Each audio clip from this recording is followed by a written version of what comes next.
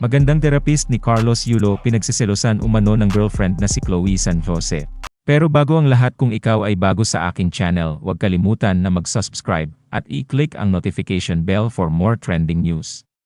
Sino ito? Ang occupational therapist sa likod ng tagumpay ni Carlos Yulo sa Olympic ay nakakakuha ng atensyon online. Ang incredible na tagumpay ni Carlos Yulo bilang two-time gold medalist sa Paris 2024 Olympics ay hindi lamang resulta ng kanyang talento at pagsusumikap. Kasangkot din dito ang isang dedikadong pangkat ng mga eksperto na tiniyak na siya ay nasa peak ng pisikal at mental na kondisyon. Kabilang sa mga pangunahing kontributor na ito ay ang kanyang occupational therapist, si Hazel Calawod. Napakahalaga ng papel ni Hazel sa pagpapanatili ng kapakanan ni Carlos pareho sa pisikal at mental. Bilang isang occupational therapist, ang kanyang mga responsibilidad ay higit pa sa pisikal na aspeto ng kanyang mga kliyente. Si Hazel ay mayroong degree sa occupational therapy mula sa University of the Philippines at specialized in ergonomics and human factors at Harvard University. Ang kanyang malalim na pag-unawa sa katawan at isip ng tao ay nagbibigay daan sa kanya na magbigay ng holistic care sa mga atleta tulad ni Carlos. Binibigyang diin ni Hazel na bagamat mahalaga ang pisikal na kahandaan, ang mental na aspeto ng paghahanda ng isang atleta ay pantay na mahalaga.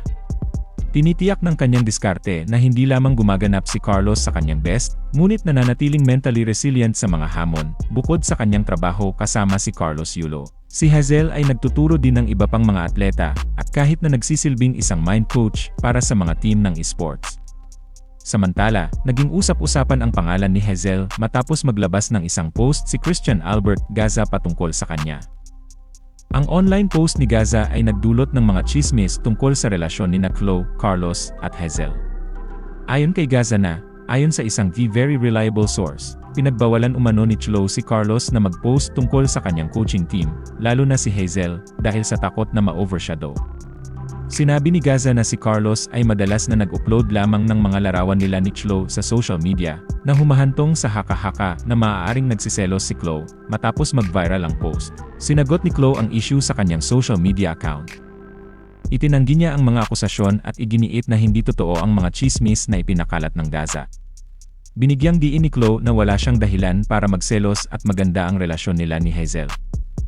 Huwag kayong issue, kung ano-ano na lang talaga. No, me and Coach Lawen Hazel, Lofi, are good friends. Ikaw naman Mars Christian Albert Gaza, kamusta kayo ng iye mo?